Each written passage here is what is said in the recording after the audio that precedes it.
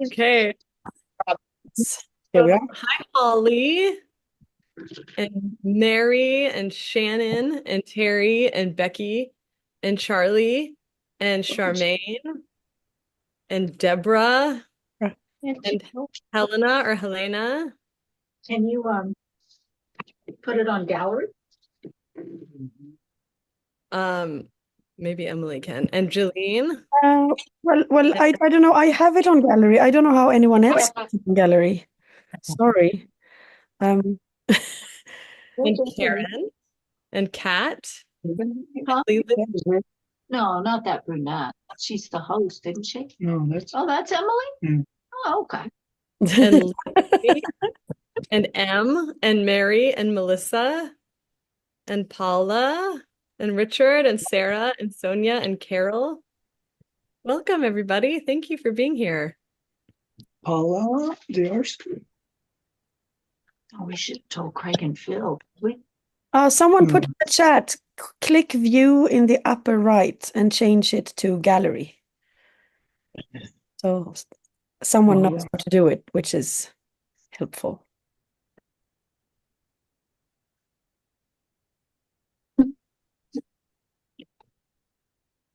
How do you do it, Emily? I'm good. I'm No, how do you put it in gallery? How do you put it in gallery? well, someone says in the chat, click view in the upper right and change it to gallery. Oh, nice. You'd think we'd all be experts at Zoom by now, but I'm so we're slow. not. We're not at all somehow. And that didn't work, but that's okay. Well, let's wait. Should we wait another couple minutes, Emily, just to give people time to? Yeah, we could wait a few minutes just to be sure, I suppose. What? Us, how many participants? 30. Yeah. Will you all post in the comments where you live? Okay. Fun.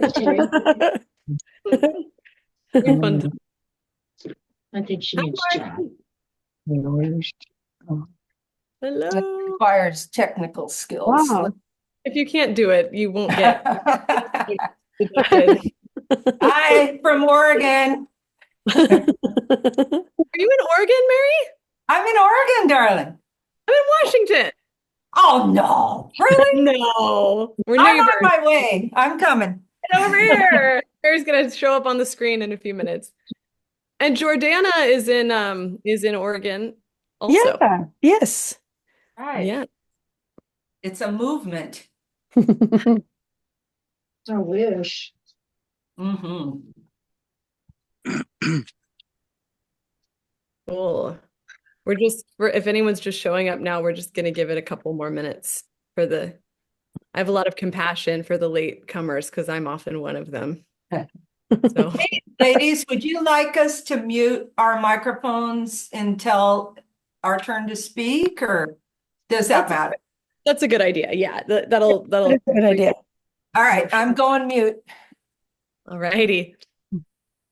Cool. So we have some people from California and Canada and Kentucky. Cool. And Germany. California, Germany,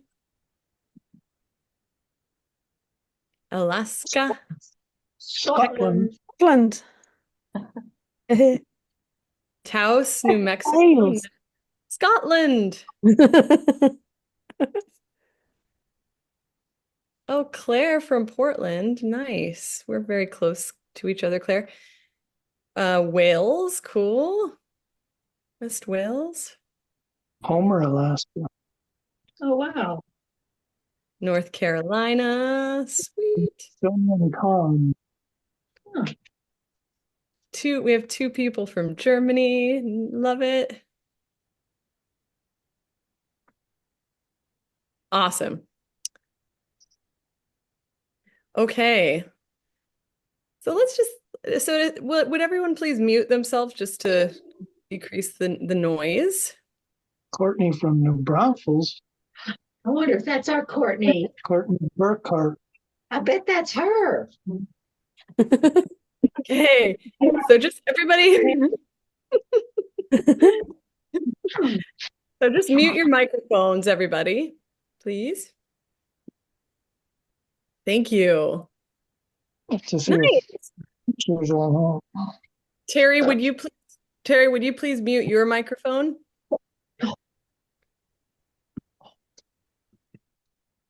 Huh. I could do that. Oh, yeah, okay. We'll put Emily on that task. Well, maybe it's the first time I've ever done that. I'm completely unprofessional when it comes to technical things. Me too, Emily. It's really it's a problem. Yeah, So we've got this far, so that's a good start. We can begin. good. Okay, so Emily, how about I'll welcome everybody and then we'll dive in. Does that sound good? Yes. Okay, you all. Well, thank you again so much for being here. I'm impressed with the turnout, considering that we planned it for Monday during for some of you anyway, for during working hours. Thank you for being here. It's a real pleasure. And it's really special for me to be here with Emily. Um, so I'll share a bit about how she and I connected and how we met. So we just met in person. Not more than 2 weeks ago, was it? Yeah, something like that, no? About Yeah. 2 weeks ago. So Emily and I were both on a podcast called Buddha at the Gas Pump a while ago, few years ago. And then Emily was on this podcast, the Warwick Schiller podcast called Journey On. And she mentioned you mentioned my poetry to Warwick. And then anyway, and then he and I connected and I was on that podcast. And then he just had this really special, pretty extraordinary summit that Mary was also part of, a presenter at. And And so what's that? Oh, and there's Sarah. Hi, Sarah. And Sarah. And it was really an extraordinary experience. And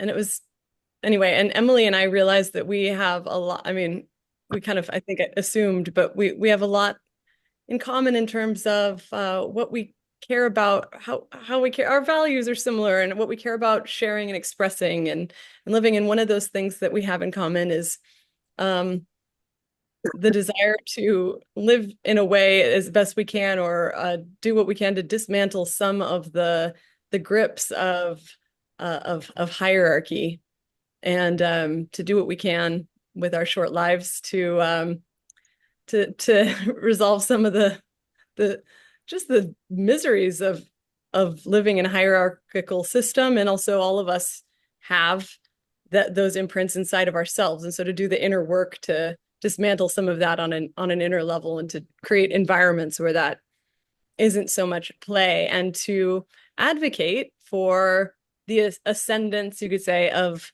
authentic relationship, where our truth, our light, our worth is more online, and our relationships are characterized from this place of mutual reverence and respect. And the word you use, Emily, often, which I just love, is to have true friendship with people, with life, with creatures. And anyway, I'll pass the mic over to you, Emily, in a sec, but I want to say that this gathering was inspired personally by the direction that the election in the US took, and whatever your political persuasion, beneath that for me is just this recognition that when there are so many external circumstances that happen that can lead us feeling powerless and feeling kind of like victims to whatever happens around us.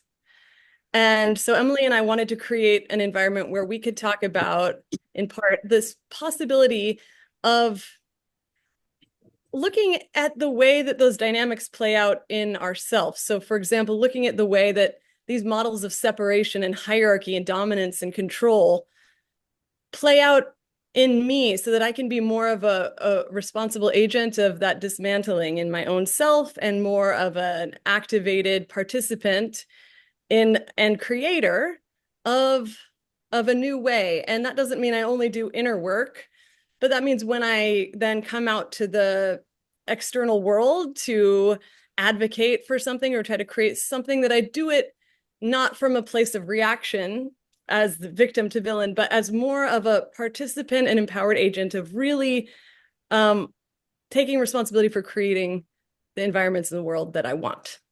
So I think that is part of the goal of this gathering, to talk about that. Passing the mic to you, dear Emelie. Yes. Yeah, we met at the summit, but I mean, I met you through your words much earlier than that, which led up to the summit. I never thought it wasn't in my reality that we would meet in person. It seemed far-fetched, but it wasn't. But I think what inspires me so much about your poetry, which brings us to the subject of finding a way to be fully alive within a system that is sort of depriving you of that opportunity. That I spend all my time, all my waking hours, in empathic meetings and communication with other species. And they seem to celebrate life to a larger extent than humans. And when I read your poetry, you were the first human that could actually, to me, put words on all these wordless experiences that I would have with other species.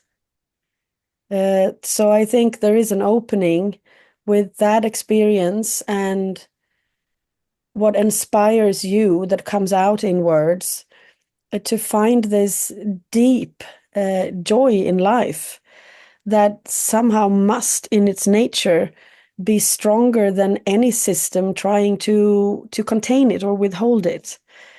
So I'm curious if we can investigate that and find ways to, whatever circumstance we're in, to not start to live less, because that would to me be giving in. And I've been working a lot in the Middle East, and part of my life is in the Middle East, and that is a complicated part of the world, to say the least. And I remember many, many years ago, I was in Amman, which is the capital of Jordan, and I was going to go out dancing. So someone picked me up, so we would go out dancing to one of these clubs where people play beautiful Arabic music and everyone dances. And the whole town was empty. It was no cars. This is a very lively city, and there were no cars at all. And finally, I asked the person who was driving, like, why isn't anyone out? And they said, oh no, there is a bomb threat all over this town tonight. And there was this moment when you have to think, what should I do? I mean, the logical, natural thing would be to hide. And then we decided to go anyway, and we came to this club, and you could feel everyone being a bit nervous, but the musicians were still playing, and people were still dancing, not in masses, but everyone who did dance that night. It was like this silent agreement that we're not going to stop dancing. It's do whatever you have to do, but we're not going to stop dancing. And that feeling sort of lingers with me. This sort of, yeah, it was joyful, but there was a sort of, there was a choice in it that made it more meaningful than just being out dancing would have been otherwise. So I think, to me, that is not shallow. To me, that is also where the inspiration and good work come from. It's not only severe, it has to be with some sense of underlying celebration. And to me, that comes out a great deal in your poetry. Thank you, Emelie. Thank you so much. So, so I love how you said that we become, there's something in us, I forget how you said it exactly, but that I mean, why do we want to, it's important to know why we'd want to move beyond hierarchy and to really nurture and cultivate incredible attraction to what might be beyond it. And I love what you said. You said that that there's something in us that is fully alive, or that seeks to express and experience this full aliveness. And hierarchy, okay. So this is a time I deeply experience of a profound awakening time. And our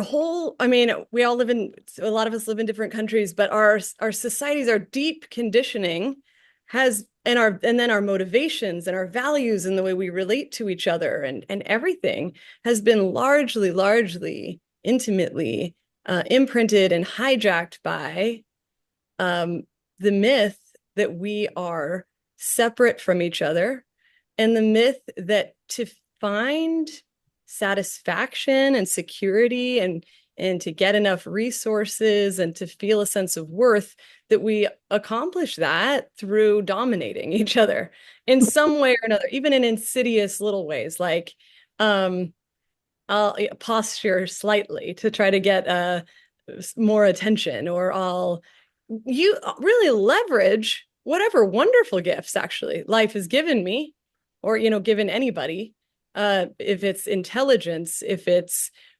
resources, if it's a certain kind of beauty, if it's whatever it is, that we'll leverage those to create separation between us. And and interestingly, and we do that because we think we'll be safer if we do that. So it's a model of competition, a wrangling of resources, and then we get to have this illusion that we'll be safe and well and feel a very temporary experience of psychological, emotional comfort. So the transformation and the awakening really is finding, and there's extraordinary implications to this, is finding an experience of worth, or an experience of aliveness, of connection that's inherent, that we don't have to earn, that we don't have to prove, that can't ever be taken from us, that is abiding, and that we'll never ever be able to leave. And when we are able to dip into that, and that's what so much of your wisdom points to, Emelie, and that's really all my poetry is attempting to point to as well, is this place inside of us. And that's the great awakening, is the discovery of that. But first, a huge part of that is being willing to let go of some of the advantages, which, I mean, there are real advantages that some people and groups get from systems of hierarchy, but ultimately hierarchy always, and this is incredibly profound, it always creates and compounds suffering. And that's extraordinary, because one of our greatest motivations as people is to be free of suffering, to get some relief and to feel better.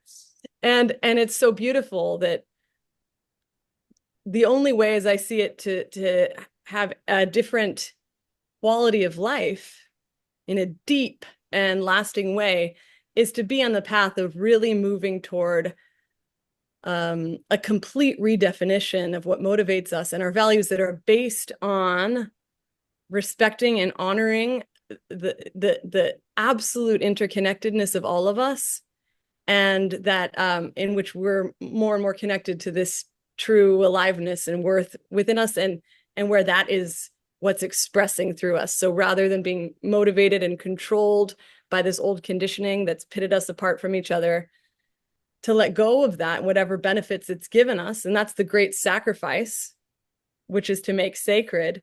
And as we let go of that, we become more, I like to say, animated by the wild grace of life. And something that, Emelie, that I've been so inspired by in you, profoundly impacted by. There was a time at the end of the summit where I was just leaning against Emelie, and poetry to Emelie was being channeled through me back to Emelie. I've been so inspired because I feel you, and we're all on this path and we're all impacted by the madness of old conditioning and stuff, but you've really, I feel, have let go of a lot. You see through the illusion of hierarchy, and to a high degree, you don't invest in it. And it's just refreshing as heck. And I feel that that's why so much brilliance moves through you, because you are more of an open vessel for the brilliance of life. And anyway, I'm passing the mic.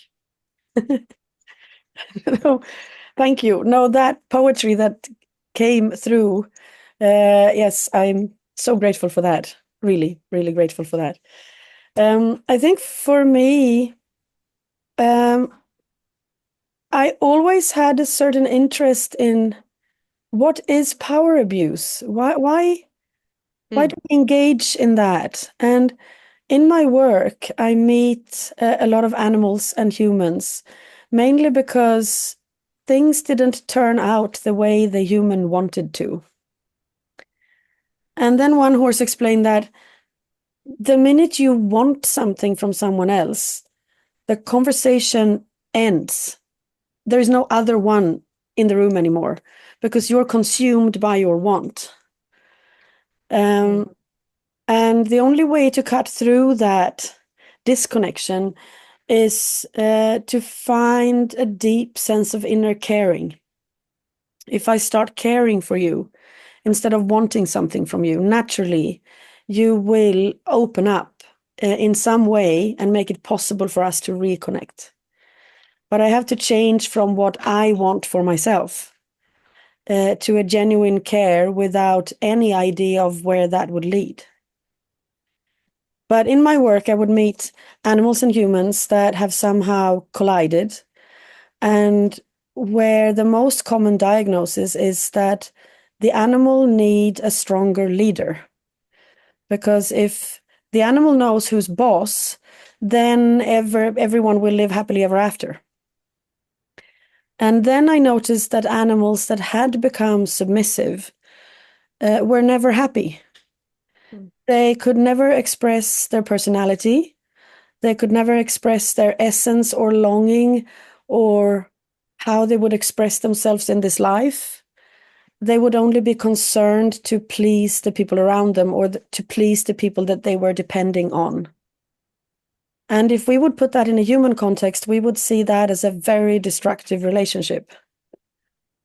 So then I began to wonder that, okay, so if submissive animals are this deprived of their life spirit, it just can't be a natural order. It doesn't make sense. And then came the story that was mentioned in the summit. Then when people started to ask, who does this or that animal consider being the leader of the herd?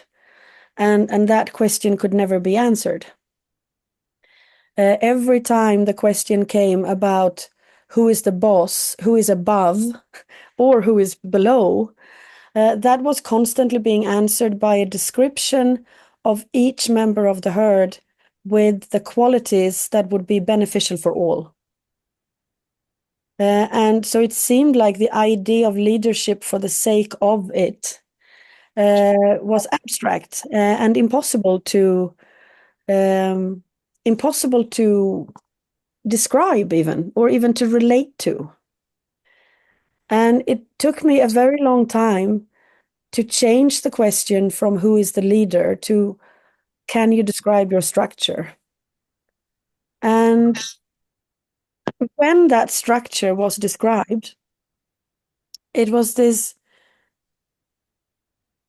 like stepping onto another planet, and you sort of realize that why didn't I see this before? How couldn't I see through this before? Because it was so obvious that the best way to survive And the best way to be together with others in this lifetime is if every one of us uses maximum capacity at the right time. And you can't put a value on things that are, on individuals that are uniquely different from the moment they are created. So the minute we do that, we also begin to diminish the value that comes with us, that is our birthright. The moment we start to compare, that happens. And it was so clear in this non-hierarchical herd that that wouldn't even be possible. Even if I, in that conversation, would admire the horse that explained it to the point of putting myself below, the conversation would immediately end. So the solution is not to be submissive yourself or to try to be shy about it. You have to sort of dare to participate, which is hard, because then comes all of the things you mentioned, like all the conditioning, everything that I've learned about myself that is restraining my inner sense of worth, that is immeasurable and undescribable. And it seems that when we lose that, when we lose contact with that, we can't truly respect or care about anyone else. So then when we come to the point of us having the discussion, we were in the summit, which remarkable place of people deeply respecting each other and sharing each other's differences and celebrating them, coming back into the outer reality, and with the timing of in the middle of this very dramatic election, where hierarchy was very very obvious. And how do we deal with this contrast? That's how we began to communicate after the summit. How do we deal with the contrast? And I think the important thing that to me helped a lot was the visit of ancestors from the Jordanian side, describing that when the world goes into a stronger polarity, regardless of what that polarity might be or our opinions of that polarity, but when there is a greater polarity, it is up to each and every one of us to step forth. And I know you have this beautiful line in one of your poems that I can't quote you on, Chelan, but it's like that we are all we're holding the candle of ourselves to each other, right?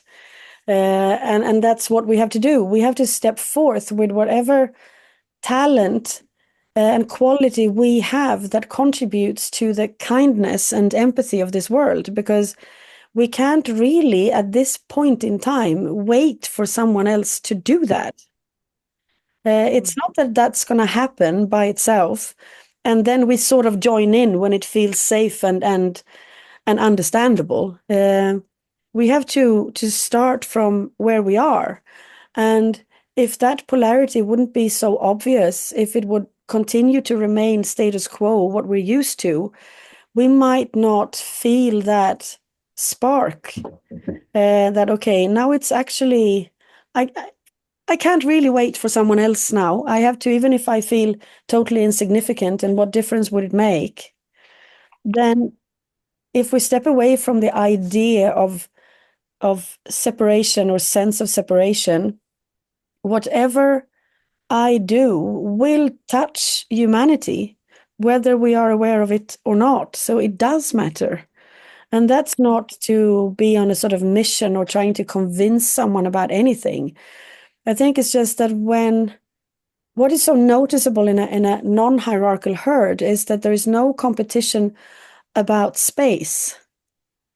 On a hierarchical line, we're sadly used to the concept that if I take up a lot of space, someone else will have less. And so I step back a little bit so that everyone has a chance to come forth. But what if it is the other way around? If I am fully me in sort of complete glimmering of whatever that might be, that makes the roof higher for everyone else to be that too. Um, and I want to add one more thing to that, which is that my oldest daughter came home with this biology homework. And the first line in her biology book was that in this life, all the different species has evolved the way they have because there is a lack of everything. And and then you realize that if you truly feel that there is a lack of everything and we're all separated and it's everyone against everyone, and that's how we develop. No wonder we have a great fear of stepping into the web of life. So that was a real, yeah, at first I was a bit overreacting emotionally to that for a while, and then started to see it as something very interesting. And that, okay, so every other species talk about generosity and how we adapt so that everyone has a fair chance of developing their fullness in this life. And if I'm true to my essence in doing that, then that is helpful for the life around me. So that would be the opposite of competition. And I send it back to you. Emelie, it's so satisfying for me to hear you. And it's really affirming because it's really fascinating because you get your insight through this kind of receiving of this wisdom through animals. And I get it through the ether, but it's the same. It's Yeah. really the same. Everything you say is so aligned with what this deepest, most intimate source of wisdom gives to me, and it just validates it somehow. It strengthens it. It's profound. Thank you. And I love what you're saying about this bringing our light forward is the truth of our light. And that's different than being grandiose in a selfish way, which is really fear-based.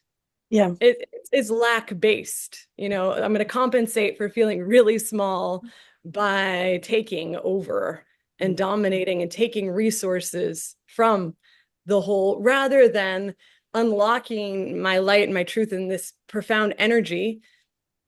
And in that, inspiring and activating the potential and the truth and the light inside of all of us.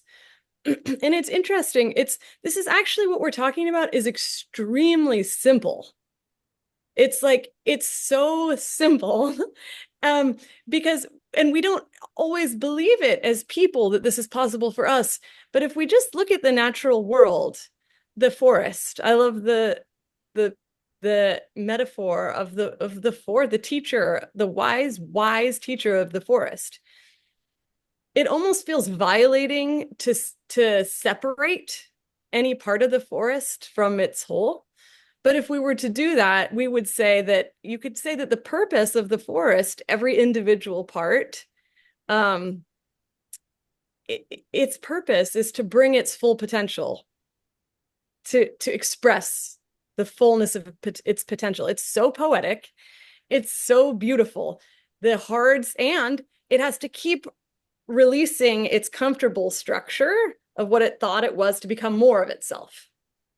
So it unfolds, the seed unfolds, and doesn't maybe even know what it's going to become, but it trusts the life force that moves through it, and it becomes the flower. I mean, this hard, relatively, very, very, very simple seed becomes this flower that gives the gift of pollen, of fragrance, of this exquisite beauty through this process.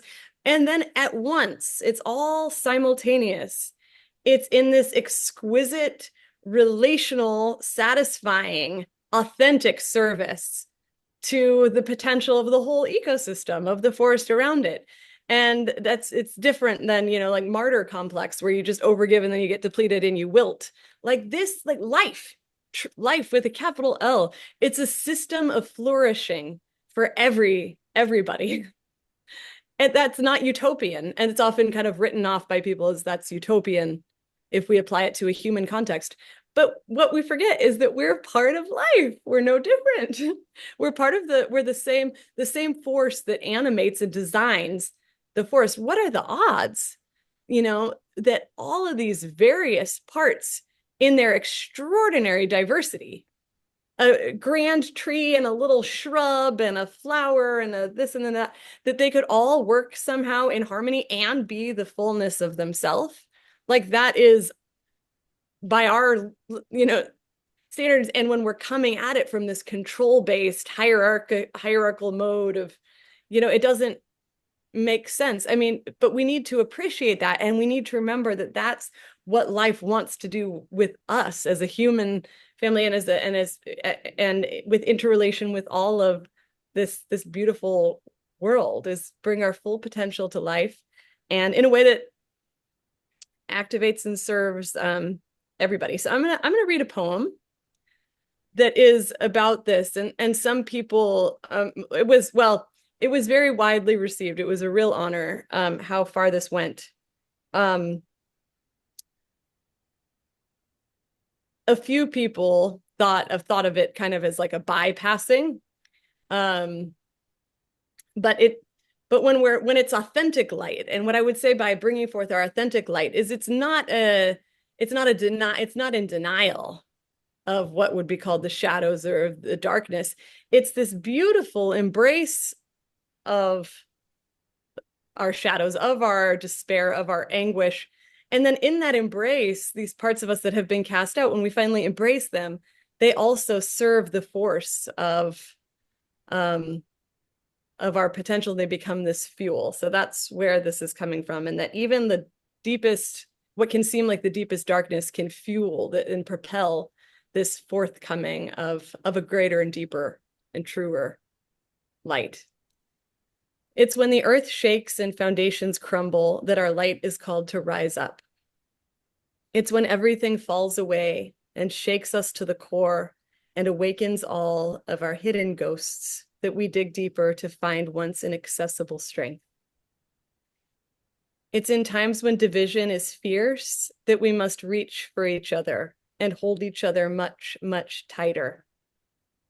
Do not fall away now. This is the time to rise. Your light is being summoned. Your integrity is being tested that it may stand more tall. When everything collapses, we must find within us that which is indomitable. Rise and find the strength in your heart. Rise and find the strength in each other. Burn through your devastation. Make it your fuel. Bring forth your light. Now is not the time to be afraid of the dark. So, thank you all. Thank you. So, when there are things happening in our world, like war, for example, major mental emotional health issues, extreme violence in relationship, extreme environmental degradation, that kind of thing, we need to think about. I mean, it's not funny, but it's just, we need to think about, why is that happening? And often we don't really do that, I think. And we certainly don't do that enough at a deep institutional and societal level. And really think, is it possible to live in another way where these sorts of symptoms aren't happening so much? And what's Oh, thank what you. I Is that feel is, Isabel, would you be willing to turn your mic off? Thank you. So, and what I feel is happening is that, I mean, it's hard to change. I want to say that it's not easy to make change, especially at a collective level. It really requires confronting the reasons that we haven't changed, and the reasons that I feel that we don't change is that we're protecting ourselves from encountering pain, a lot of stored pain, and then we kind of build our society in a way that kind of avoids numbs us from connecting with this pain. So it's really hard to change. And that's why it takes, on an individual level, it can take getting to, what can be called rock bottom before people are willing to change. And at a societal level, pretty much the same. And that, I would say, it's fair to say that it's happening right now at a global level. And so fortunately, we are adaptive. We're extremely adaptive beings. While it is hard to change, we're adaptive and we're smart and we're motivated. We really, really, we want to be safe. We want to belong, and we want to be really happy too. And so when suffering compounds to such a degree that carrying on with these old patterns that have helped us feel comfortable because they've been familiar, but are ultimately causing such extraordinary misery, that's when the scale begins to tip. And that's when we begin to bring ourselves forward, our truth forward, because it's the repression of that truth and that light that that ends up creating these false and artificial systems. And so we are willing to encounter the risk of seeing what it's like when we live in more truthful, more open, more authentic ways, and seeing how the world responds when we do that. So I feel like that's really the major sort of birthing, collective global birthing and huge, massive rite of passage that we're all in now. And I'm happy to feel that even though it's going to be it is and will be a motley and messy and complex process, that there is something beyond hierarchy.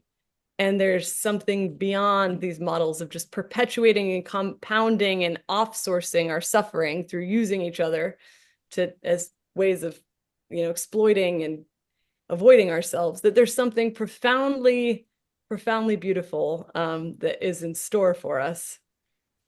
Emelie. Yes, yes, definitely. Yes, to that last sentence. And I think your poem is like nothing could be more relevant than that poem in this precise time. There is also a question in the chat about our obsession with survival, and I think that this all goes together. When animals describe or other species, doesn't have to be animals, it seems like everyone to some extent describe when we come into this creation, there is this merging of body and soul with a connection of consciousness, so that not only will everything that is alive have a soul, but also know that it is alive. And this aliveness in itself, the knowing that I am, is something that comes before any description of ourselves would come. This is the first knowing of being. And that is somehow invisible.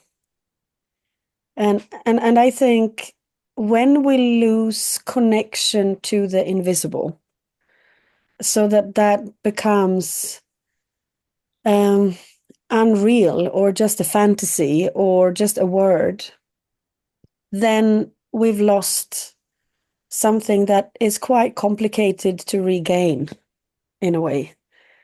So if we start with I am, and then out of that, the minute the clock starts ticking and we come into a somewhat linear time frame, not that time is only a line, it's a mess, right? But we come into at least that time moves us and will shift and change our bodies naturally. We are moving through this life, right? And the minute the clock starts ticking, the individuality begins, and the identity and curiosity and fascination about discovering ourselves, which is natural, And naturally, we forget the invisible because we get so blown away by this whole creation in a way. And what other species then say is that to not cut the cord and the line, and to remember not who you are, but that you are, someone needs to see you. Someone on this side of life needs to receive you, so that you get a mirror by someone who sees your true essence. And that is the development of the self.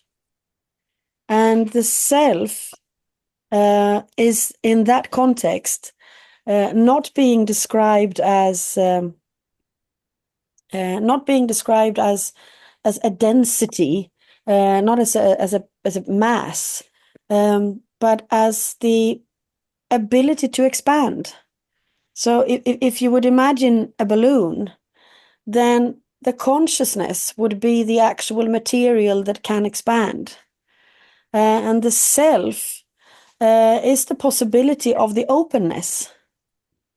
So the more you enter into yourself, the more you also simultaneously enter into the world. And you don't mix them because there is the balloon. You know who you are. But because you know that you know exactly your inner invisible sense that can never be tampered with or lost. But you also know everyone else in the same way. So you are and feel everyone else, but with a complete integrity, which is genius if you think about it. It means that I empathically will feel what I do to the world and what the world is doing to me. So there will be a constant sense of care. I wouldn't want to harm the creation because I am all the creation. Now, if that didn't happen, which it probably didn't to most of us, I dare say, in this culture, where these cords have been cut since so many generations back, so chances that someone will truly see my essence is sort of, it's a bit of a lucky chance, really. And we had one horse describing that around each spark of life, there is also a little shape of forgetfulness, because that forgetfulness of where we come from is also what makes us celebrate the uniqueness.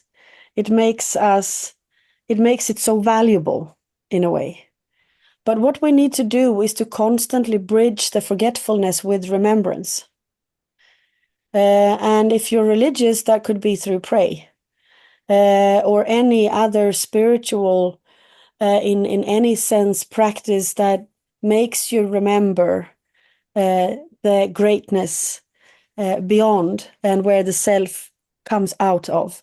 So when we haven't practiced that, chances are that we will be met by others who haven't practiced that.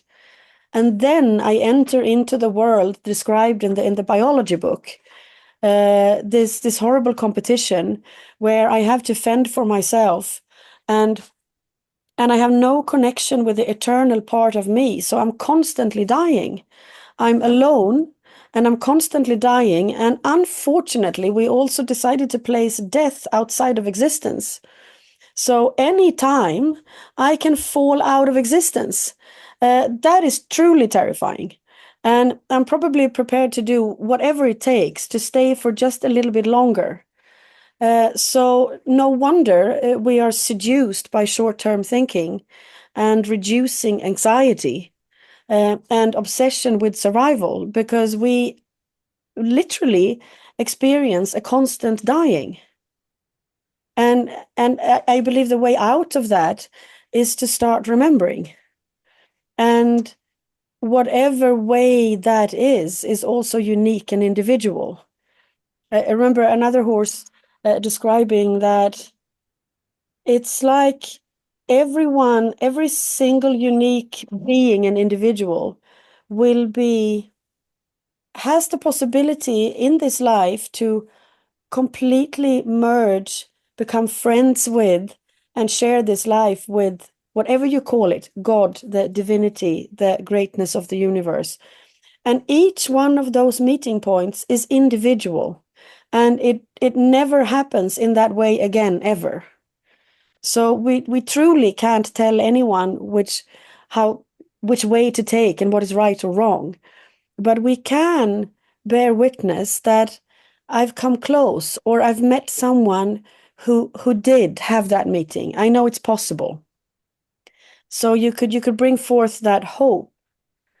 But it wouldn't be to me any method or teaching other than also some sense of perseverance in remembering, in breathing with a tree, looking for long enough at a blade of grass, or just sort of stay with the horse for a full day.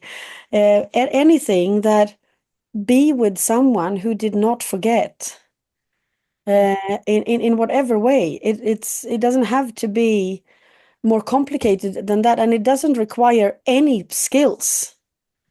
And it's not something that would only happen to you because you deserve it.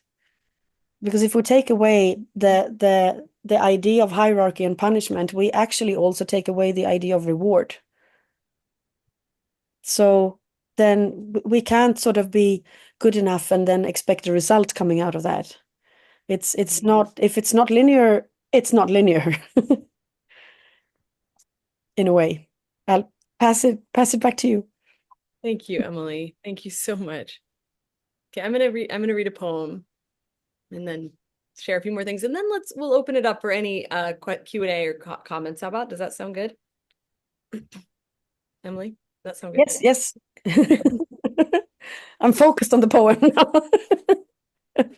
Okay, this is from my book, The Prophetess, The Return of the Prophet from the Voice of the Divine Feminine, which is really intended as an inspired support from this passage of forgetfulness, I guess you could say, or separation, to this place of remembrance and connection and oneness and aliveness. The worst thing we ever did was put God in the sky out of reach, pulling the divinity from the leaf, sifting out the holy from our bones, insisting God isn't bursting dazzlement through everything we've made a hard commitment to see as ordinary, stripping the sacred from everywhere to put in a cloud man elsewhere, prying closeness from your heart. The worst thing we ever did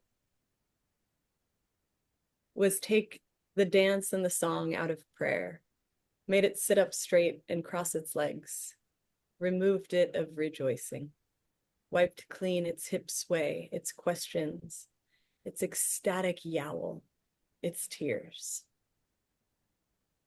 The worst thing we ever did is pretend God isn't the easiest thing in this universe, available to every soul in every breath.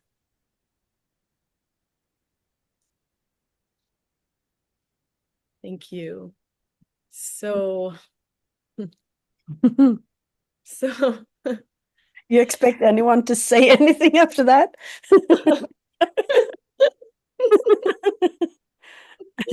So that, that poem was well received, and that's because it talks about the great separation that's happened, of which hierarchy is a symptom, and it also restores the remembrance, restoring the extraordinary inherent satisfaction that has never actually gone away, but that we, because of our conditioning, has really, we've really been distanced from it. And so I want to talk a bit about what the path back can really look like. Emelie, can I use you as an example? Use anything when it comes to me. Well, so one thing that it was philosophically validating, and I just so appreciated it about you, Emelie, is that so at this summit, so Warwick Schiller, who's the host, I mean, he has a very special connection with you, and really just was really he's excited about you, and rightly so, and what you have to share. And it was so beautiful because the day of your we all gave 20-minute presentations, and the day of yours, Emelie, I asked you how you were doing, and you said,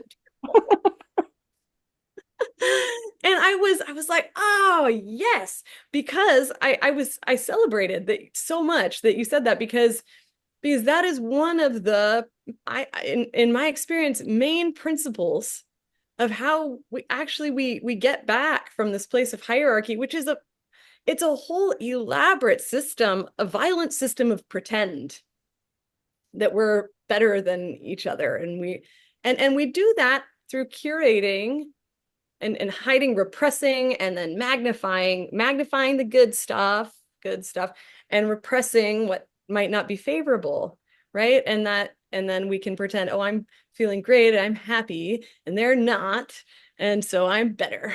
And I'll get the resources now of whatever it is, even resources of respect or attention or whatever. And Emelie, maybe you could have done that. You could have said, I'm very well, thank you, Chelan. And then I would have thought, oh shoot, because I'm feeling pretty nervous. So now I feel a little worse than her. And she, oh my gosh, she doesn't have any fear at all. She must be superhuman. That would have said hierarchy. And that you are someone who is an example of someone in my life who really, I feel like you've really just, again, you don't invest as much in hierarchy as many do. It was so satisfying to hear you be so transparent emotionally, because the difference between us as people currently and the forest ecosystem is that the forest doesn't resist. It doesn't resist the life force that moves through it, that brings it into this exquisite design. And we do resist. And one of the main reasons we resist is because, because we don't know how that feels to let life be our guide. We don't know how beautiful we are and become when we allow that. And also because we're afraid of letting go of the hierarchical value of somebody having an opinion about us. It's not even true, because anytime we're coming from hierarchy, trying to make ourselves superior, that's always coming from fear and lack, every single time. So, but we still think that hiding that we're insecure and ashamed and lonely and embarrassed and hopeless and afraid, hiding all of that in ourself, which actually just perpetuates it it's like we're maintaining it actually. And then collecting the opinions of others that were otherwise, that will finally convince us, oh, enough people think that I'm good and that I'm worthy. And ultimately, I think that it's innocent. I think that we have the distorted idea that this strategy, once we amass enough good opinions, will convince us to feel good about ourselves, which will actually then allow us to just be free and stop this whole miserable work of controlling every single part of our lives. And so, but the thing is that path won't ever that path doesn't get us there, except for maybe that it makes us so miserable that then we might toss it all out. But the other way to do it is to be around people, like you said, that help us remember, Emelie, help find sources of remembrance, and also find spaces where people can be in this type of leadership. I would call it leadership, where they know they've touched into something that's more than their terror, that's deeper than their shame, that's deeper than their hopelessness, feebleness, all of those things. And so that they don't identify with that anymore. And once we don't identify with that stuff, it doesn't go away, but they can say, how are you today, Chelan? And I can say, oh, I'm feeling a lot of anger in my system right now. It's that we don't react to those energies anymore. They don't drive us as much, and we don't have to hide and do this whole thing. And then when we start to do that, we start to take some of the judgments and fear off of those energies. And then what we find as we allow those to flow through us, not in a way that's reactive or repressive, is that all energies can actually beautifully serve life. And and it's just our disconnect from those energies that create distortions and violence and weird things in their expression that end up being harmful. So I feel like in this time in human history, one really important, at this point in our evolutionary curve, one really important thing is to learn how to be what could be called vulnerable, and which is synonymous with courageous, which is really just the practice of not hiding from what's actually happening inside of us. Not actually, and you know, we all hide because we were punished as kids for feeling this way or that way or this way or that way. And societally, we're punished too, because we, you know, we are really playing out the survival of the fittest mode.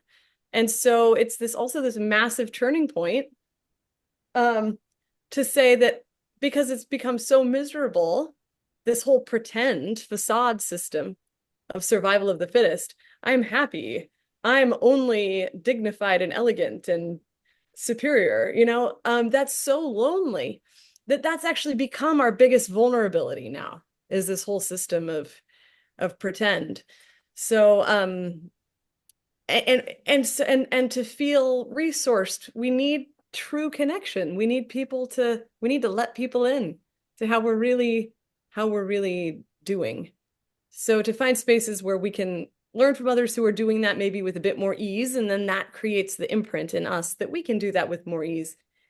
And then as our anger, our shame, our hopelessness isn't so trapped, we stop identifying with it, and we become more able to connect with this light that is in us, because it's not so cluttered by all the commotion of repressed energies. Mm. Mm. Yes. To me, also, what you are describing is the individual's ability to change a collective story. Mm. It's like the more you listen to other species, you realize the importance of stories,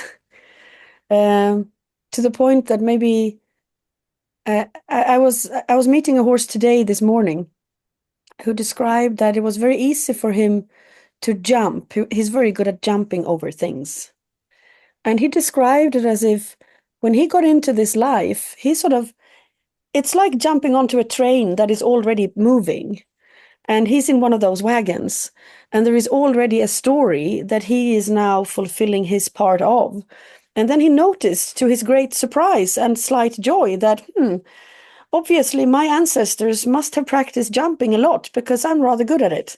So in a way, we do jump into whatever train that carries a story, but it's not a trap. It's not a finished destiny. It is a storyline. But what many species seem to see in humans is that we have some complexities in our collective memory. For example, things like genocide. You haven't really seen any other species kill off their own species to such an extent that we have. So the fear of other humans is rather sad. And remember when you asked, "How are you?" And I said, "Well, I'm terrible, actually," because that was the only honest answer I could come up with. Why do I feel terrible? I'm going to talk and share things that are valuable and interesting and important to me, from my heart, with people who genuinely care and wants to be inspired and listen. And it's a room that is extremely loving. And I'm invited by someone who, Warwick and Robin, who's given me so much love and respect that there is zero things to be afraid of in that room. And still, I am terrified of making myself vulnerable and visible on stage. And the sad thing is that it seems like a majority of humans, when they are asked, what is your greatest fear? It is talking in public. And the idea that other trees would be terrified at the idea of other trees is, I mean, you can't even picture that, seeing your forest picture. But the ones that should be the closest to me are obviously the ones that I'm terrified of, because I have some sort of unspoken memory or code of abandonment and isolation that makes me see other human beings as a real risk. And that there is a sadness in that, I find. But it also means that when we change that story, because we, as you say, we challenge that fear, we decide to at when we come to the fork in the road, we choose against all better knowing vulnerability. Then that changes the whole room. And I think that is what made the summit such a very loving, truly loving place, because every single speaker showed such a level of vulnerability that the people in the audience, and you can no longer say that there is a speaker and an audience, because it's now at this point only a shared room that contains so much vulnerability, that the fact that a group of humans that don't know each other from before can maintain that for so many days, to me gives this great hope for humanity. But it's like any story of who's going to disarm first. You know, if am I going to show my vulnerability before anyone else does? And someone has to bring down that facade so that everyone else feels the relief that comes with that. Because there is never judgment when someone does that. It's just fear of judgment. But if we think of it, none of us would ever have felt judgment towards someone that is openly vulnerable, actually. Yeah, thank you, Emelie. That is the rewrite. That's the most fundamental rewriting of our collective story. You're right. Because it does create and imprints this new, it's this profound offering of, I trust that you all who are hearing what's vulnerable in me are safe. Not that you're gonna, no, it's a token of trust in humanity every time we do that. Yeah. Gosh. Okay, I'm gonna read from this book, just the end. It's the end. It's a spoiler alert, but not really. The whole book is like this. And then let's have some questions. That sound good? Thank you so much for everything you shared, Emelie. Thank you. Absolutely. All right. We are at a tipping point where we can no longer be strangers to our own hearts. It is imperative that we learn to feel. It is imperative that we learn to welcome our deepest tears. This is the age in which our voice, our intuition, our truth's clear song, our inner power, our inspiration, our deep guidance, our feelings, our humanity are being unburied from our bodies. This is the resurrection of our wholeness.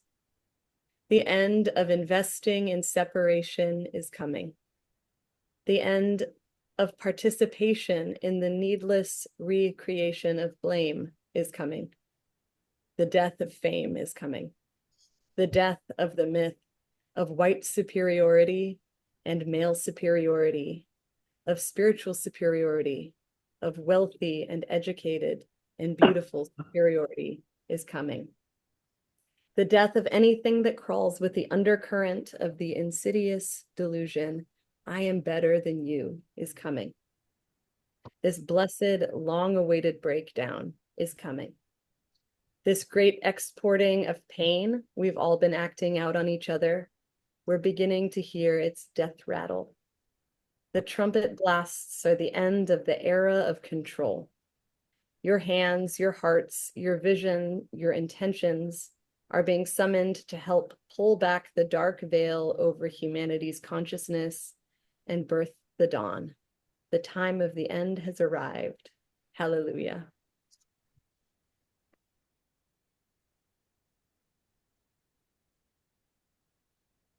Thank you all. This was a great experience. And like you said, Emelie, like at the summit, you take away presenter and audience, and that is what coming from that perspective, that's how this felt too, that we're all in this process of discovery together. And I feel that way anytime I'm in a speaking role, that actually the intelligence that is just within this group, that we sort of are able to all pull from this sort of collective field that we create when we come together with the intention to discover more and deepen ourselves more. And that we're all participants, and just thank you. Does anybody have anything that they feel like saying, or any questions or anything they want to bring forth? Yes. Yeah, and I need to figure out can you activate your microphone by yourself, or of course you can't answer that, and if you can't, can you? Yeah. Could you hear me? Oh, yes, now we can hear you. Oh, it's Chrissy Emelie from New Zealand. Oh, there you are. Another one with a hand that I Yes. can't get the microphone, but there you are, Chrissy. Yay! Yeah, hi. Hi. So thank you both, and I only just discovered this morning, so I hopped on halfway through, so I probably didn't catch the beginning. But I just feel like speaking to some of the things that you talked about, because I was very blessed that 20 years ago I met Emelie and got to immerse myself in her world. So I've carried that back with me. The irony being, before jumping on this call, I was actually in the depths of what's happening in global bond markets right now around the world. So if you want to be in the peak of the hierarchical culture that we have, and corporatization, and yet carrying the stories that I do, I am a very stretched barbell. And so I guess it is the stories I also think have the power. And I've recently read, Chelan, you spoke about, the survival of the fittest theory that is attributed to Charles Darwin. There was a journalist who I thought I must recommend this to Warwick to get him on a podcast, but he was uncovering the fact that Charles Darwin, what his work was twisted, was misinterpreted, because actually he spoke about the theory of evolution, that life only required enough energy to maintain life, which is very much what you allude to, Emelie, in that it doesn't require what we do, as long as that spark is there. And particularly, I remember a small calf who didn't make it that you nursed, Emelie, and how, to process that, it was just there wasn't enough there. Mm. So I do think it's about sharing the stories, and then the path back is really about having the glimpses. And that, so obviously I do interact with a lot of CEOs of companies and things like that, but they all have the glimpse. And so, Chelan, I think one of your poems is that, and what you spoke to is, we're projecting some of that hierarchy and dominance onto the world around us as well.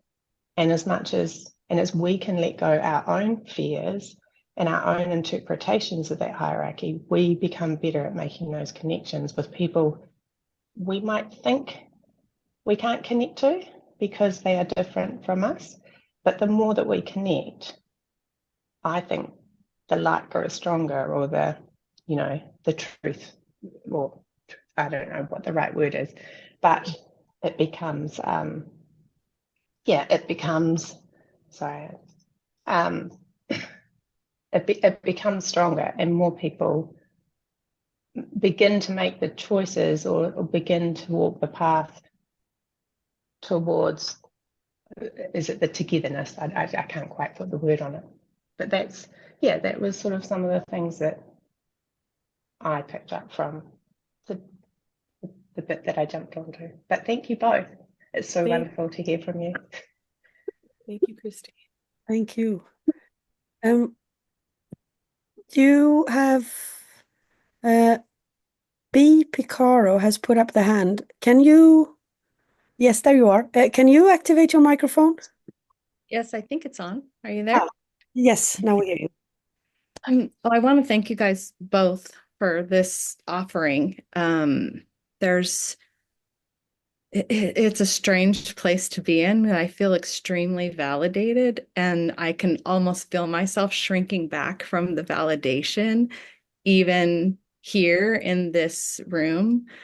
The last week and a half, or however long it's been since the world kind of was taken by surprise. I've had these two memories brought up, and until Emelie shared about the bomb in Jordan, I was not being able to figure out why they kept coming forth in relation to what's going on. The first memory was the morning after my first husband died. I could hear these children playing in a playground, and I was filled with anger, like just filled with absolute rage that the world was going on still when I had so much just, devastation. And the second one was dropping my daughter off at school. I lived in California, so it was the morning of 9/11, and knowing this horribleness had happened, and there once again were these children playing on this playground, and I was filled with sadness, just absolute, just again devastation. But on the other side, I'm realizing now how connected those two things are. And these past couple weeks, I woke up with this huge sense of peace Michael. and love.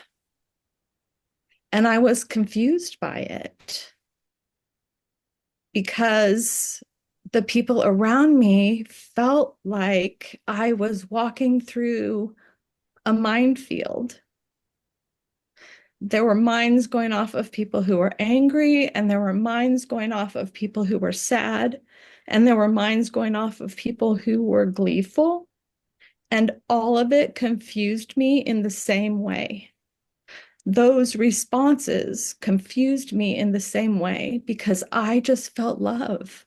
I just felt love, and I had a vision of holding this giant like sewing needle with this ribbon of blood, and I was just trying to sew a sling around the whole earth together because I just keep feeling like the only armor I have to this minefield is love.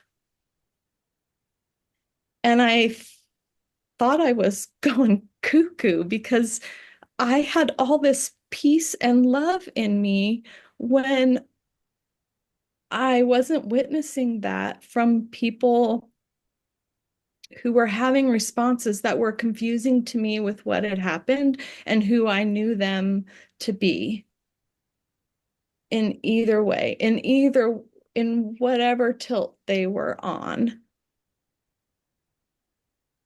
And I started to shrink back from even the love, not putting it out there because I wasn't sure how it was going to be received by anybody. People wanted me to be angry, and you should be angry. And other people were like, now these things are going to happen, and we're so happy. And I'm such an extreme middle of the roadist, as they say, like a foot in each camp. I could see and I could feel where each person was coming from. I honestly could. And so both of you have brought me a lot of clarity that to stay in the middle, to feel the balance, and to allow that to be where I sit is still is okay to do that, to send the love out to the people who are sad and the people who are angry and even the people that are happy. Like that's okay. Like that might be where my calling is, where I'm supposed to step forth. And I just want to thank you both so much. I learned about this 16 minutes before, and my choice was take a shower or sit really uncomfortably on my couch and listen. And I'm just so grateful for this and for my husband calling me and telling me, hey, guess what's happening in 16 minutes? We are in two separate spots at the moment. I know he's on this call. And I, I just want to thank you both so much for offering this and putting this forward because it's blown my mind. Wow, thank you so much for sharing and for that feedback. I'm so grateful that this was beneficial for you. Thank you so much. Anybody else have anything that wants to be said or asked or sung? Martin? Oops, you're muted. Candy, I don't know how to unmute people. I think they have to do that themselves, maybe. I managed. There. Thank God you did. Hello, everybody. Hello, Emily. I'm so grateful tonight because it's a wonder always how things come back in life. You, maybe you see that woman in the picture above me, a Swedish author named Astrid Lindgren. She was my hero when I was 17, and my idea was I had to get in touch with her, which looked impossible because she was quite world famous at the time. But then I had the idea she got 70 in 1977. And 1 year before her birthday, I started drawing horses. I went to every meadow around my hometown and drew horses with pencil. And I put them all in a book and sent this book to her, which was absurd in a way. And it was not absurd because I got a letter from Stockholm and she was very thankful and said, how wasn't it hard for you to give away that book? And well, it's gone now, but it's not really gone because I've heard that all the mail she got from children worldwide is in Stockholm now in the university library. So I think it's in safe hands. But much more important tonight, that's coming back from those horses, and it's coming from you. So I want to thank you for that. Thank you.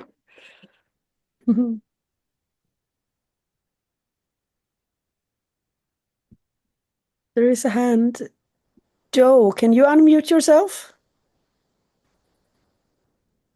Thank you. I want to say I'm also someone who found you recently and shared that. A friend of mine who's in North Carolina shared your list, your piece, Chelan, and the invitation for this. So I got to listen to that wonderful podcast that you did with Warwick, Emily, and I've just shared it with so many people. You really moved me deeply. It's like finding your people are out here, it's such a good feeling.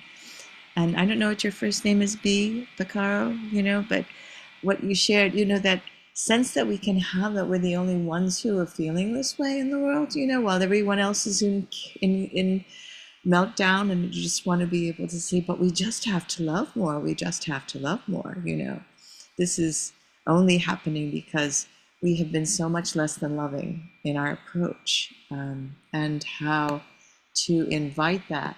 And there was something that everything you've shared so far, each word that each of you has spoken has been memorable and delicious, but there was something about the idea of being seen and recognized when we are here in the world and held. And I know I had that with my first granddaughter, the opportunity when I met her to just be with her in a completely unconditionally loving state so that she could melt into me and we could melt into each other. And that it persists. When we don't see each other for some time, I can watch her rigidifying around the world, and all the assaults on her being that seem to come in. And then the opportunity to connect and to feel her softly thawing into herself, the being recognized. Because her parents, like my parents, like most parents, are so busy trying to do it right. We can kind of miss the baby inside of all of that and the spirit in our care. And when you spoke about the idea of spending a day with a horse, Emelie, or spending, time with someone who knows who they are and where they are in the world and how they are as a soul, that can self-correct these limitations. I'd love it if you'd be willing to speak a little bit more to that, even though you make it sound simple. I have seen so many. I lead embodiment movement classes and workshops, and the idea of embodying is so foreign to the nature of the Western culture. And and I think that sense of becoming aware of who we really are is that self-loving that comes from this awareness of embodying and becoming one within that love field. So I know the work I do is important and valuable, and I've been doing it for 30 years. But the idea that we can work with people who are maybe out of our own realm or little ways in which to help people find themselves, anything that can be spoken to that, I think, is a tremendous gift right now.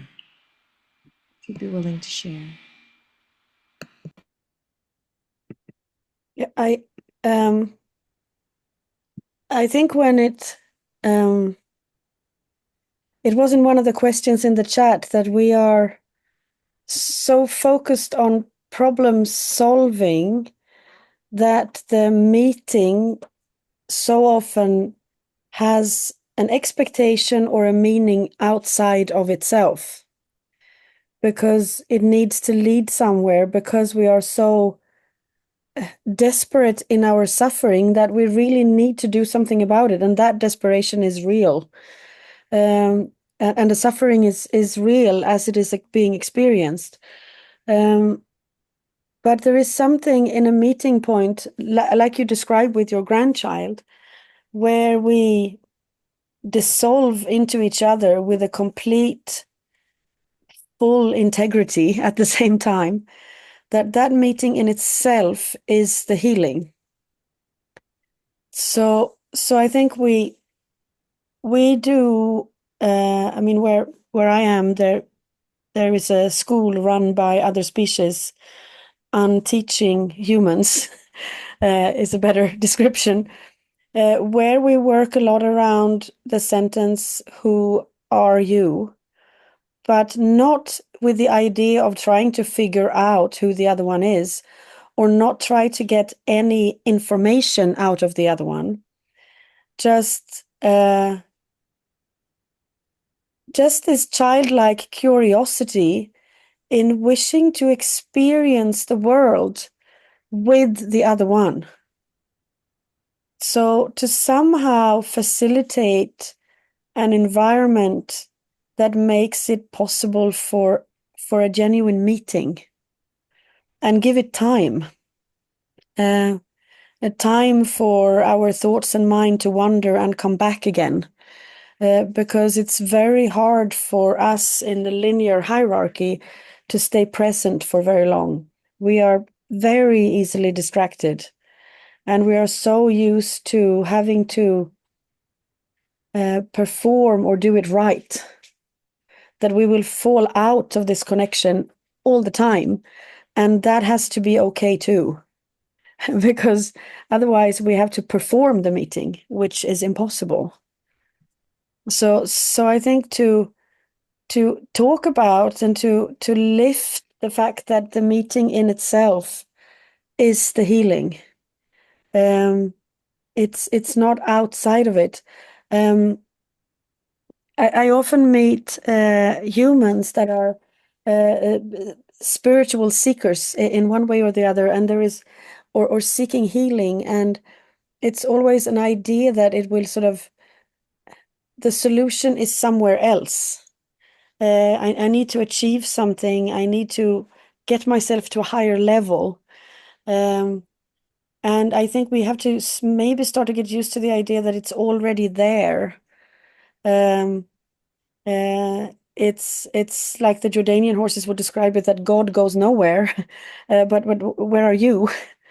It's looking for something that is already there. We need to wait out all the other layers. If you spend enough time in a genuine meeting, the layers will eventually fall off. And I think, Chelan, I think that's what happened in our meeting, because we were knowingly or unknowingly longing for each other. So when we met, the layers kept falling at great speed, actually. So it can happen between humans too, which is nice. I hope that is some sort of answer to your question, Joe. Thank you. I think you answered it, and you also showed that it takes a lot of reinforcing, that's the piece. Yep. So it is all of us showing up with our full light all the time that's necessary. Yep. Thank you. Thank you so much. And Emelie, just to like underline, I loved what you said about how we also need to embrace what's not this perfect, authentic meeting when we are kind of awkward or performing or whatever, because otherwise then we feel like if we don't embrace that, then we get forceful about trying to perform this genuine, authentic meeting, which can't be done. So whatever's there, I feel like a good rule of thumb is just to do our best to embrace what's happening. Yeah, we have to begin from what is. There's no other point to start from. It's like, yeah, I can try to begin from what I wish it was, but it's really not going to happen much there. And I find that when we do embrace what is, then what we might judge otherwise as an obstacle to that meeting can become the entryway to it. Ah, definitely. Yes. Yeah. Yes. Susie has had a hand open for a while. There. Oh, and thank you so much for creating this forum for vulnerability and for navigation of these incredibly difficult and challenging times. I did post something in the chat to see how, as an elder, see how beautiful it is to see the younger generations so much more evolved and open and willing to and able to navigate these times in a different way. And so I bow to all of you. And I wanted to offer another piece from an elder who I learned from, who was the mother of eco-psychology, Joanna Macy. I'm not sure if you're familiar with her work, but if you're not, she has a special ceremony that is about vulnerability and about how to hold the both and in that capacity, we can then function in a much clearer way. And it's the ceremony called the Truth Mandala, in which we we release our fear, anger, grief, and depletedness, and then recognize that they come from the same source. So we only grieve that which we truly love. It's same source energy, but we get to choose how we hold that energy. Fear and trust come from the same source, and we get to choose. Our anger is a reflection of our passion. And our sense of depletion is also the other side of that, is that we are incredible vessels of capacity. And so it's a very helpful ceremony. And Joanna Macy has put all of her work on open source. So you just Google her and go to her website, and you can find this ceremony there. If it's something that will help you share in your own community, however big or small that is, um, ways to be with all the varied emotions that we're having at this time. And I love everything that you all are talking about, and the animal therapy pieces and the oneness with the web of life, and all of that is all part of the eco-psychological brain and understanding, I guess I would say. And Native people have been having it for years, or generations, eons. That's how they lived, right? Totally woven. And we have this sense of separation, which creates the hierarchy, right? That's first separation. So kudos to the work you're doing, and to the work that you will do. And I do feel that I'm listening to webinars all the time throughout this time. And there is a stream of consciousness that there hasn't been here before. And it's a healing, loving consciousness. So I just offer that as hope to everyone here, and give us the resilience that we need to carry on our healing work, and to stay with it and not throw up our hands. And that's just what I wanted to offer this group, because it's such a beautiful gathering that you've created. Thank you. Thank you. Sarah, can you unmute yourself? I did. Yes. Thank you Oh. guys. It's great to see you again. Great to hear your voice. I wanted to share an interaction I had with Stacy Westfall, actually, at the summit, and it relates to you, Chelan. Monday morning, I taught a hands-on physical clinic, basically, on how to, get more in touch with your body and do the things that keep us healthy physically. To preempt that, I'll say I have a good friendship with Francis Ullman, the shaman that was there. And one of the things that we've always really kind of bonded over is that, Chelan, in your poem, when you say the worst thing we ever did was take the dance and the song out of prayer and wipe clean its hip sway. The body is the divine, and there is no separation of spirit from the body. And so, when I'm training people, I train a lot of women, just simply physically training someone makes them feel extremely vulnerable, especially when they first walk in and they think I'm going to judge them or tell them they move bad or look bad, or, I think that's one of the reasons we become so scared when we're in front of an audience, because we have not connected with our physical bodies and realize this is part of our spirit. This is part of our strength. And it's why I like teaching people to get strong, because it gets them out of their head. You cannot learn how to do things. You can't think your way through things. And so Stacy had come to my clinic because she wanted me to teach her how to throw her saddle.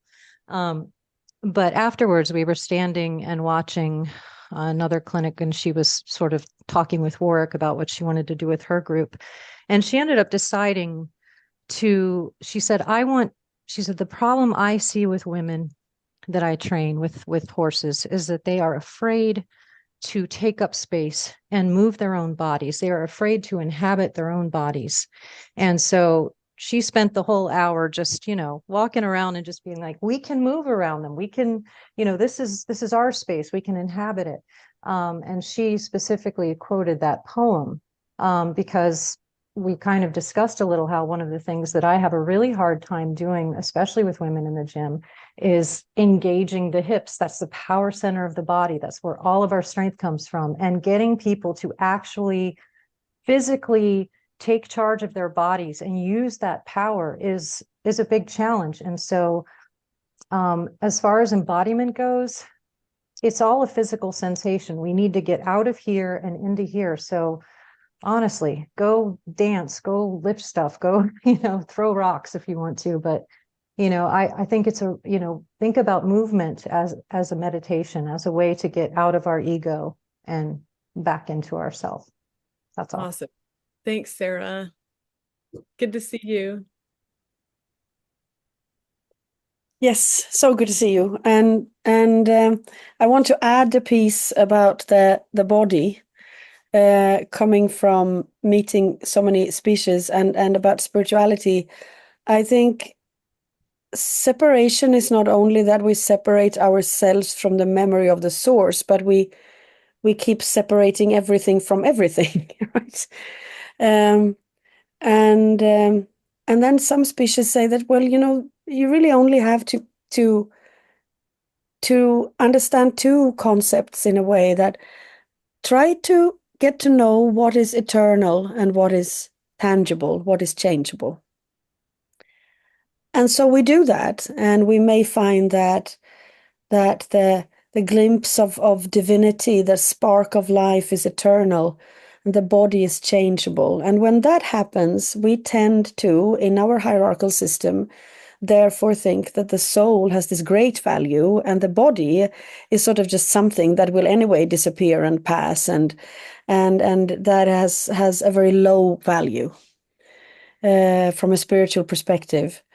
And when the animals make this sort of, okay, so the invisible is eternal and the physical is now, then let's dive into the physical because this is all we have. So the celebration of spirituality from other species seem to directly go into completely living our bodies. And that experience, which is always going to be unique, is the only way the creator can ever experience life. So this is our constant communication with God, is by fully embody this physical being in a place where everything will constantly be lost. Everything will die, and they also describe it like the creator can do nothing but create. So there has to be a cycle of living and dying, because otherwise there couldn't be a continuous creation. And with that extreme love of life and celebration of the physical being, then no other species seems to really look for meaning outside of that.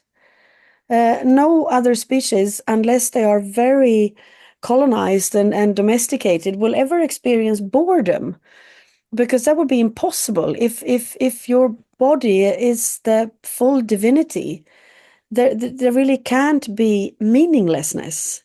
That can really only come out of separation in a way. So that great deep respect and to the body. And I always end up talking about death, but it's because it's around me a lot. I live with 200 animals, right? And so there is always someone dying near to me. And what they seem to say, especially now I'm thinking about a cat that is in between, is what comes towards the end is this great unconditional love to the body for the possibility of living, and what the body has done to me. That it's like towards the very, very end, if you're allowed to die in without fear or without anyone imposing on you, so you can really experience the transition. Every time I'm part of someone dying, there is a great love to the physical existence that is beyond words. And maybe we could, like you say, to me, that's what I hear you say, Sarah, is that, but we don't have to wait until we're dying. We could look for that. We could be in that state throughout our lives. Maybe that's what we're deep down, that is a possibility that is always there, actually. Thank you, Emelie. And on the theme of connecting with our bodies, I'm recognizing I'm really hungry. Yeah, and we passed the 1.5 hours that we planned. I'm gonna go celebrate my body by eating a big lunch. You all, though, You all, of course, are welcome to stay as long as you like, but deep, deep pleasure connecting. Emelie, you and I will connect soon. Oh, yes, we will. Thank you all. We will not disconnect, basically, right? We won't ever disconnect. That's pretty cool. Yeah, it is. Thank you all. Thank you so much, everyone. Really huge, huge thank you for showing up on such short notice.